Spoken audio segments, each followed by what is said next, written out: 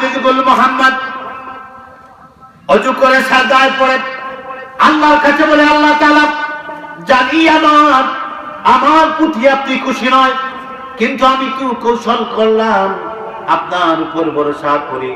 আয় আল্লাহ তাআলা, আমি হাফিজুল মুহাম্মদ যদি মরে যাই, কাফের বেঈমানেরা যদি আমাকে হত্যা করে ফেলে, আমার জীবন যদি তাদের হাতে চলে যায়, আমার কোনো ভয় নাই, আমার কোনো ভয় নাই। কিন্তু আল্লাহ তাআলা, আমি তো কথা দিয়েছি কি বোমা বানায়া তাদের একটা ট্রেন ধ্বংস করব। আয় আল্লাহ তাআলা, আমি যদি তাদের একটা ট্রেন ধ্বংস করতে না পারি, আমি হাফিজুল মুহাম্মদের কোনো বদনাম হবে না, অপবাদ হবে না, বেইজ্জতি হবে না। আল্লাহ, আপনার কাছে বলতে চাই, আপনার কোরআন কারীম আমার সিনায়, আপনার কোরআন কারীমের অপমান হবে, আপনার দ্বীনের অপমান হবে, আপনার বাণীর অপমান হবে। আয় আল্লাহ তাআলা, আমি বুঝি না, আপনি তো কোরআন কারীমের উসিলায় আপনার বন্ধু পয়গম্বরে আরবি আমার নবী জনাবে মুহাম্মদ সাল্লাল্লাহু আলাইহি ওয়াসাল্লাম কি আপনি কোরআন কারীমের উসিলায়, আপনি কোরআন কারীমের উসিলায় হিজরতের দিন রাত্রিবেলা ঘুম থেকে ওঠায়া আপনি আপনার বন্ধুকে বলেছিলেন, বন্ধু আমার ঘুম থেকে উঠেন, ইয়াসরিবের দিকে রওনা দেন, আর দেরি করবেন না। আপনার বন্ধু মুহাম্মদ সাল্লাল্লাহু আলাইহি ওয়াসাল্লাম ঘুম থেকে উঠি 2 রাকাত সালাত পড়ে দরজা খুলে যখন রওনা দিবেন, তখন দেখতে পেলেন ঘরের চতুর্দিকে কাফের বেঈমানেরা তীর নিয়া, বল্লম নিয়া, নেজা নিয়া, আধুনিক অস্ত্র নিয়া, ওই জামানা যত আধুনিক অস্ত্রতে সব অস্ত্র সজ্জিত হয়ে কাফের বেঈমানেরা আপনার বন্ধুর বিপক্ষে রেডি হয়েছে। আপনার বন্ধু ঘর থেকে বের হবেন আর কাফের বেঈমানেরা দুনিয়া থেকে বিদায় নেবে।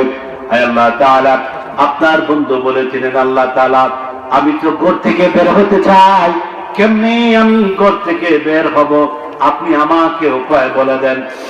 আয় আল্লাহ তাআলা, আপনার বন্ধু বলছিলেন উপায়ের জন্য, আপনি আপনার বন্ধু বলেন, বন্ধুরে ঘর থেকে কম করে নাও, হাতে বালি নাও, সামনের দিকে নিক্ষেপ করো।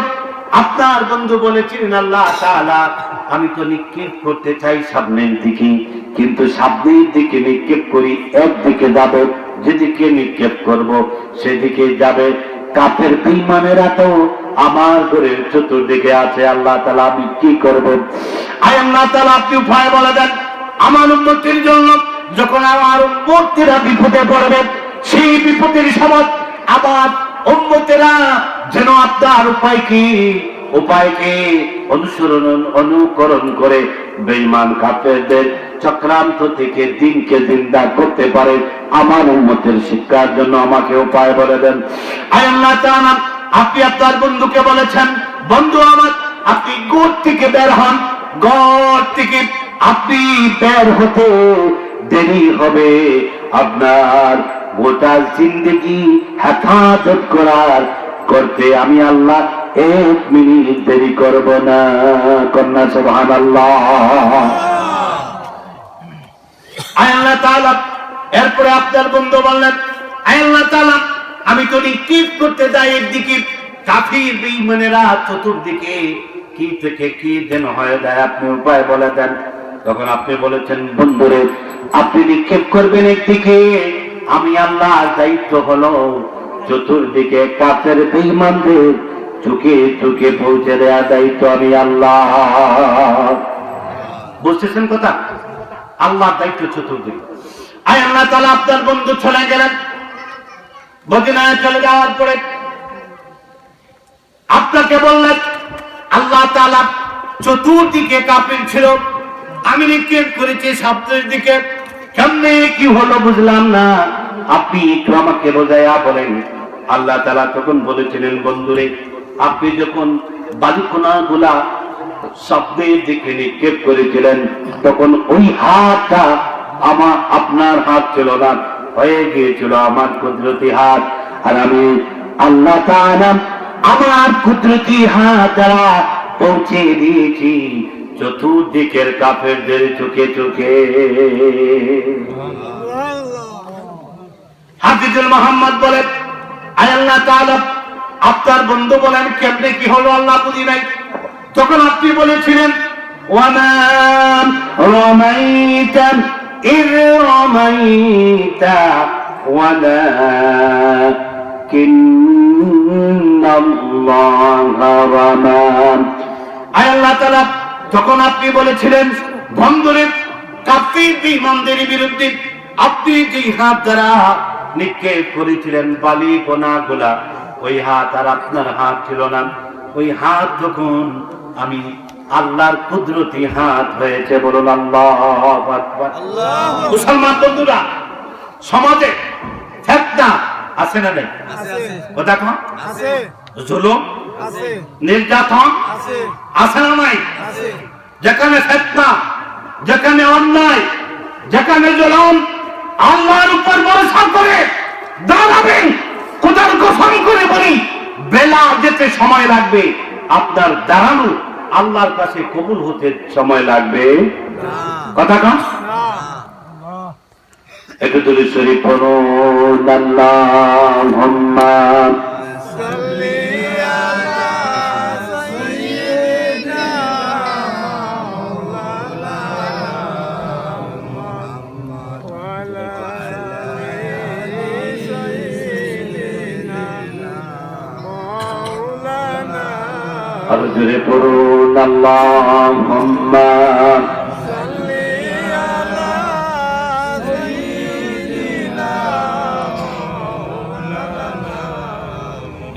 ব্যবস্থা হবে। আমার মুসলিম কেরাম, আমার মুসলমান বন্ধুগণ, হাফিজুল মুহাম্মদ সাজদায় পড়ে গিয়ে আমার আল্লাহর কাছে বলতেছে, আল্লাহ আমি যদি এই মুহূর্তে পরাজিত হয়ে যাই, জানি আমি পারবো না, পানি দিয়ে বোম বানাতে পারবো না, আমি যদি এই মুহূর্তে আমার কৌশল করে যদি কাফের বেঈমানদের যুদ্ধে আমি হেরে যাই, আমার কিছু হবে না, আপনার কোরআনের বেইজ্জতি হবে, আপনার কালামের অপমান হবে। আমার মুসলমান বন্ধুগণ, আমার মুসলমান বন্ধুগণ, হাফিজুল মুহাম্মদ আল্লাহ তাআলার কাছে ডাক দিয়ে বলেন, আয় আল্লাহ তাআলা, আমি সাজদায় পড়লাম, সাজদা থেকে মাথা উঠায়া স্লোভাকিয়ার জমিন থেকে এক মুষ্টি মাটি হাতে নিয়ে আপনার নামের উপর ভরসা করে আপনার হাবিবের মহব্বতে আমি এক মুষ্টি মাটি কাফের বেঈমানদের ট্যাঙ্কির উপর নিক্ষেপ করব। আল্লাহ তাআলা 360টা ট্যাঙ্ক ধ্বংস হোক আমি চাই না, আপনি যদি একটা ট্যাঙ্ক ধ্বংস করে দিতে পারেন। আয় আল্লাহ তাআলা, আমি কথা দিলাম, বেলা শেষে সন্ধ্যা হয়, সন্ধ্যার পরে যখন আবার ভোরবেলা আসে, এই দেশে পূর্বাকাশে সূর্য উদিত হতেই অতি দেরি হবে। আল্লাহ তাআলা, আমি কথা দিলাম, এই জমিনে আপনার দিন চিন্তা করতে আমি হাফিজুল মুহাম্মদের 1 মিনিট সময় লাগবে না। কন্যা আল্লাহু আকবার। আমার মুসলমান বন্ধুগণ, হাফিজুল মুহাম্মদ সাজদা থেকে মাথা উঠায়া স্লোভাকিয়ার জমিনে এক মুষ্টি হাতে মাটি নিয়ে এইভাবে মুষ্টিবদ্ধ করে কোরআনে হাতে এইবার আমার আল্লাহর উপর ভরসা করে লা ইলাহা ইল্লাল্লাহু মুহাম্মাদুর রাসূলুল্লাহ বলে একটা ফুঁক দিয়ে বিসমিল্লাহি আল্লাহু আকবার বলে কাফের বেঈমানের ট্যাঙ্কির উপর নিক্ষেপ করলো। স্লোভাকিয়ার সৈন্যবাহিনীরা তাকায়া দেখি হাফিজুল মুহাম্মদ বলেন, আমি তাকায়া দেখলাম একটা, দুইটা, তিনটা নয়, আমি যখন নিক্ষেপ করলাম একটা ট্যাঙ্কির উপর আমার নিক্ষেপকৃত বালিকণা পড়েছে, আমি তাকায়া দেখি একটা, দুইটা, তিনটা নয়, এক মুহূর্তে 310টা ট্যাঙ্কির ভিতরে আমার আল্লাহ তাআলা তার কুদরত দ্বারা আগুন ধরায়া দেন। আমার আল্লাহ তাআলার এই কুদরতি খেলা দেখে, নমুনা দেখে স্লোভাকিয়ার কাফের বেঈমানেরা আর দেরি করলো না, তারা বলতে লাগলো কি আর করব, সারা জীবন যাদের বিরুদ্ধে যুদ্ধ করেছি তারা তো মুসলমান, তাদের এমন এক প্রযুক্তি আছে, দেখলাম যেই জাতি, যেই যুবকরা, যেই জাতিরা আল্লাহর দিনের জন্য উঁচু করে হাত মুখ উঁচু করে পানি দিয়ে বোমা বানায়া আমাদের অত্যাধুনিক মার্কাবা ধ্বংস করতে পারে, এই যুক্তির বিরুদ্ধে জীবনের যুদ্ধ করতে পারবো, যুদ্ধ করে জয় লাভ করতে পারবো না, আমরা বিজয়ী হতে পারবো না। স্লোভাকিয়ার সৈন্যবাহীরা সবাই হাফিজুল মোহাম্মদকে জড়ায়া ধরে বলতেছে, হাফিজুল মোহাম্মদ রে, বুঝতেছি এটা তোমার কোন কুদরতি নিদর্শন না, তোমার কোন পাওয়ার না, আমরা বুঝতেছি এইটা কোন অলৌকিক শক্তি, এটা কোন অলৌকিক শক্তি, আমাদের মনে হয় আসমানি শক্তি। হ্যাঁ যুবক, আমরা আর ইসলামের বিরুদ্ধে যুদ্ধ করতে চাই না। যুবক, তুমি যে আল্লাহর কুদরতি শক্তি প্রদর্শন করেছো, ওই শক্তি আমরা চাই, ওই শক্তির মালিকের খুশি চাই, ওই শক্তির মালিকের গোলামি করতে চাই, আর দেরি করতে পারবো না। স্লোভাকিয়ার এই সৈন্যবাহিনীরা বলল, হাফিজুল মোহাম্মদ রে, আমরা এই মুহূর্তে ওই শক্তি চাই, ওই আল্লাহর খুশি চাই, ওই আল্লাহকে মানতে চাই, ওই আল্লাহর উপর ঈমান আনতে চাই। ওই আল্লাহর উপর ঈমান আনতে হলে কি করতে হবে? হাফিজুল মোহাম্মদ বলেন, ওই আল্লাহর উপর ঈমান আনতে হলে বেশি সময় লাগবে না, যুদ্ধ করা লাগবে না, ফাইট করা লাগবে না। তোমরা যদি আমার ডান হাতের উপর তোমাদের হাত রেখে এই মুহূর্তে যদি কালেমা পড়ে নাও, আমি কথা দিলাম রে, আমার আল্লাহ তাআলা তার কুদরতি শক্তির ভিতরে তোমাদেরকে কবুল করে নেবেন। বলুন আল্লাহু আকবার। আমরাও সেই কুদরতি শক্তি চাই কিনা বন্ধুরা আমার? কথা কন চাই, আমরাও সেই কুদরতি শক্তি চাই। একটু জিকির করি, লা ইলাহা ইল্লাল্লাহ, জোরে লা ইলাহা ইল্লাল্লাহ, লা ইলাহা ইল্লাল্লাহ, লা ইলাহা ইল্লাল্লাহ। আমার মুসলমান বন্ধুগণ, আমি আপনাদেরকে বোঝাতে চাই, আল্লাহ আমাদের জন্য আছেন কিনা? বিশ্বাস আছে? বিশ্বাস যদি থাকে তাহলে আমাদের এই দেশে, এই সমাজে ফিতনা আছে না নাই? কথা কম। আমাদের এই সমাজে মসজিদে অনেক মসজিদ আছে, এই মসজিদের সভাপতি বলতে পারবো? কিছু ওপেন কথা বলতে চাই, মনে কষ্ট নেবেন? দাওয়াত তো দিবেন না, বুঝলি? উচিত কথা বলে আর দাওয়াত হয় না। আমার মুসলমান বন্ধুগণ, অনেক মসজিদের সভাপতি আছেন সুদখোর, ঠিক কিনা? ক্যাশিয়ার ঘুষখোর, সেক্রেটারি জুলুমবাজ আছে না নাই? এদেরকে নিয়ে আপনার চলেন কেন? আপনাদের সমাজে সুদ দেয়, সুদ খায়, এমন মানুষ আছে না নাই? এদেরকে নিয়ে চলেন কেমনি? যারা সুদ দেয়, সুদ খায়, তারা তো মায়ের সাথে জিনা করার চেয়ে বড় গুনাহ করে, ঠিক না? আমার মুসলমান বন্ধুগণ, আমি বলতে চাই, এই সমাজে ফিতনা করা যাবে না। সমাজে কি করা যাবে না? ফিতনা করা যাবে না। যদি ফিতনা মুক্ত সমাজ আমরা গড়তে পারি, আমার বিশ্বাস এই সমাজে মানুষের দ্বারা আল্লাহর বিপক্ষে কোনো আইন, কোনো ফতোয়া, রসুলের অবমাননা, রসুলের মানহানি এই বাংলার জমিনে হবে না, ঠিক কিনা? আমাদের সবচেয়ে বেশি ক্ষতি করে আমাদের জাতিবাদ, ঠিক কিনা? মুসলমানদের সবচেয়ে বড় ক্ষতি করেছে আমরা খামাকা ইহুদি খ্রিস্টানদেরকে দোষী, সবচেয়ে বেশি ক্ষতি করেছে মুনাফিক, ঠিক কিনা? আছে না নাই? লম্বা দাড়ি, আমার চেয়ে লম্বা জুব্বা, আর মুনাফিকি সংসদ হচ্ছে এলাকায় ছোট ছোট চার দোকান, ঠিক কিনা? ওখানে বসলো, নামাজও পড়ে ওখানে বসে, আর বসে কার মেয়ে কেমনে গেল, কার ছেলে কি করলো, কে কি করলো না করলো, এই বিষয় নিয়ে আছে, ঠিক কিনা? আবার পকেটও থাসবি কই, আমি কোন জানি, আমি বলি বহুত জানেন, তোমার চেয়ে শয়তান বলে আরো বেশি জানে, ঠিক না? শয়তান জানে না? শয়তানের বুদ্ধি কম না বেশি? আমাদের বাবা থেকে বেশি, ঠিক না? কারণ আদম আলাইহিস সালাম থেকে তার বয়স বেশি না শয়তানের? যার বয়স বেশি তার উত্তমি বুদ্ধি কম না বেশি? কথা কান। আমি গত বছর ওদের সময় দেখলাম আমার দেশের এক যুবক হজে গেছে, শয়তানকে কম করে মারতেছে, মারতে মারতে বেচারা শেষ পর্যন্ত জুতা খুলিয়ে মারছে।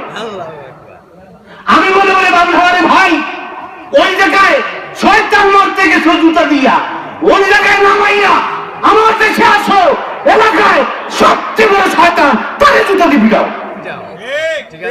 ঠিক না? আমার মুসলমান বন্ধুগণ, আমি আরো কিছু কথা বলবো।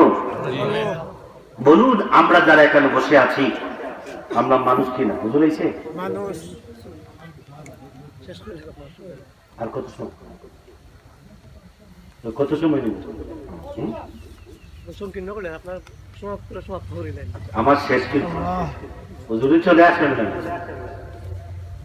আমার মুসলমান কতজন দুইটা আমি দেখা আমার বলবেন, আর যদি ওয়াজ ভালো না লাগে তো বলে তখন আপনার কি কষ্ট পাইছেন? আমি বলতে চাই, আপনারা যারা এখানে বসে আছেন বলুন আমাদের পরিচয় মানুষ কিনা? মানুষ তো। আপনারা বলতেছেন মানুষ, রব বলেছেন উলাইকা কাল আনাম বাল হুম আদাল, আপনাদের পরিচয় মানুষ। আল্লাহ বলছেন না, ওরা মানুষ না, ওরা জানোয়ারের চেয়ে নিকৃষ্ট, মাঝে মাঝে তার চেয়ে আরো বেশি খারাপ, ঠিক কিনা? কারণ আমার এই সমাজে এমন মানুষ আছে এক কাপ রং ছাগায়া এদিকের বিশাল মুহূর্তের বিরুদ্ধে ওই দিকে নিয়ে যায়, আসে না? না কথা কম। এরা নামাজ পড়লেই কি আর না পড়লে কি? আগে মানুষ হতে, আমরা কার গোলাম? আল্লাহর গোলাম। আল্লাহর জমিনে এসেছি আল্লাহর বন্দেগী করার জন্য। আমার মুসলমান বন্ধুগণ, আল্লাহর যদি গোলাম হন সব ক্ষেত্রে আপনি সাহায্য পাবেন। কেমনি আপনি সাহায্য পাবেন তার একটা বিষয় আমি তুলে ধরছি। আজ থেকে ১,৫০০ বছর পূর্বে আপনার আমার নবী মুহাম্মদ সাল্লাল্লাহু আলাইহি ওয়াসাল্লাম কোন একদিন আসরের নামাজে, আসরের সালাতের পরে মসজিদে নববীর তে বসে বসে সাহাবায়ে কেরামদেরকে বলতেছেন, ও আমার সাহাবীরা, তোমরা শুনে রাখো, আগামী দিন আমি আমার আল্লাহর পছন্দকৃত এমন এক যুবকের হাতে ইসলামী পতাকা আমি মুহাম্মদুর রাসূলুল্লাহ উঠায়া দেব। খায়বারের যুদ্ধে প্রতিদিন মুসলমানরা লড়াই করে বিজয় আসে না, এমন এক যুবকের হাতে আমি ইসলামের পতাকা উঠায়া দেব। সেই যুবককে আল্লাহ রাসূল একটু বেশি ভালোবাসেন, আল্লাহ একটু বেশি পছন্দ করি। আমি দিনের নবী মুহাম্মদুর রাসূলুল্লাহ বলতেছি, ওই যুবকের হাতে ইসলামের পতাকা উঠায়া দিতে দেরি হবে। আমার আল্লাহর পক্ষ থেকে খায়বারের যুদ্ধে মুসলমানদের জয় আসতে দেরি হবে না। কন্যা আল্লাহু আকবার। আমার মুসলমান বন্ধুগণ, হযরত আবু বকর বলেন, হযরত ওমর বলেন, হযরত উসমান বলেন, সারা রাত চিন্তায় ছিলেন, একবারও ঘুমান নাই। এই বলে চিন্তায় ছিলেন। আল্লাহর পছন্দকৃত যুবক, রাসূলের ভালোবাসার যুবক, আগামী দিন ফজর বেলা ফজরের সালাতের বলে আল্লাহ রাসূল পরিচয় করে দিবেন, তার হাতে ইসলামের পতাকা তুলে দিবেন। আমি আবু বকর বলেন, আমি আবু বকরই যদি, ওমর বলেন আমি ওমর যদি, ওসমান বলেন আমি উসমান যদি, আলী উসমান বলেন আমি উসমান যদি আল্লাহর পছন্দকৃত এই যুবক হতে পারি, তাহলে আবার জীবন ধন্য হয়ে যাবে। সকালবেলা ফজরের সালাতের পরে আল্লাহর পয়গম্বরে আরবি ফজরের সালাতের পরে চতুর্দিকে তাকায়া সাহাবায়ে কেরামদেরকে বলতেছেন, ও আমার সাহাবীরা রে, আমার সাহাবী আলী কোথায়? আলীকে দেখতে পারতেছি না। একজন সাহাবী দাঁড়ায়া বললেন, ইয়া রাসূলুল্লাহ, আলীর চোখ উঠেছে, শরীরে জ্বর এসেছে। আলী দাঁড়াতে পারেন না, এত বেশি জ্বর এসেছে, এই জন্য ফজরের সালাতে আসতে পারেন নাই। ইয়া রাসূলুল্লাহ, আলী তো নামাজে আসেন নাই। আমার নবী বলেন, দুইজন সাহাবীকে পাঠাইয়া দিলেন, যাও আলীকে নিয়ে আসো। দুইজন সাহাবীর কাঁধের উপর ভর করে হযরতে আলী যখন মসজিদে নববীর ভিতরে প্রবেশ করলেন, আল্লাহর পয়গম্বর হযরত মুহাম্মদ সাল্লাল্লাহু আলাইহি ওয়াসাল্লাম আলীকে দেখে বললেন, আলী কি হয়েছে তোমার কি হয়েছে? আলী বলেন, ইয়া রাসূলুল্লাহ, আমার প্রচন্ড জ্বর এসেছে, আমি দাঁড়াতে পারি না, আমি চোখ খুলতে পারি না, চোখে দেখি না, আমার চোখ উঠেছে। আল্লাহ রাসূল বলেন, আলী তুমি আমার কাছে আসো। হযরত আলীকে আল্লাহর পয়গম্বরে আরবি কাছে নিয়ে থুতু মোবারক চোখে লাগালেন, জড়ায়া ধরলেন, মাথা হাত দিয়ে মুলিয়ে দিলেন। হযরত আলী বলেন, ইয়া রাসূলুল্লাহ, আমার শরীরে দেখি এখন জ্বর নাই, আমার চোখে ব্যথা নাই, আমার চোখ ভালো হয়ে গেছে। আল্লাহর পয়গম্বরে আরবি রাসূলুল্লাহ সাল্লাল্লাহু আলাইহি ওয়াসাল্লামের কমর মুবারকে একটা কম্বল থাকতো, রুমালের মতন, কম্বলের মধ্যে একটা রুমাল থাকতো, গামছা থাকতো, পেঁচিয়ে রাখতেন। হযরত আলী বলেন, আল্লাহ রাসূল তার কমর মুবারক থেকে সেই কম্বল কানাম, গামছা কানাম আমি আলী কমরের ভিতরে নিজ হাত দ্বারা সুন্দর করে পেছায়া দিয়ে বলেন, আলী রে, ইসলামের পতাকা তোমার হাতে তুলে দিলাম। আল্লাহ তোমাকে এত বেশি পছন্দ করেন, আল্লাহর হাবিব মুহাম্মদ রাসূলুল্লাহ তোমাকে এত বেশি ভালোবাসেন। আমার বিশ্বাস, যতক্ষণ পর্যন্ত আমার হাত দ্বারা এই কম্বল কানি তোমাকে পেঁচিয়ে দিলাম, যতক্ষণ পর্যন্ত তোমার কোমরে আমার এই কম্বল কানা থাকবে, রুমাল কানা থাকবে, ততক্ষণ পর্যন্ত দুনিয়ার কোন পালোয়ান তোমাকে ধরাশায়ী করে জমিনে ফেলে দিতে পারবে না। আল্লাহু আকবার।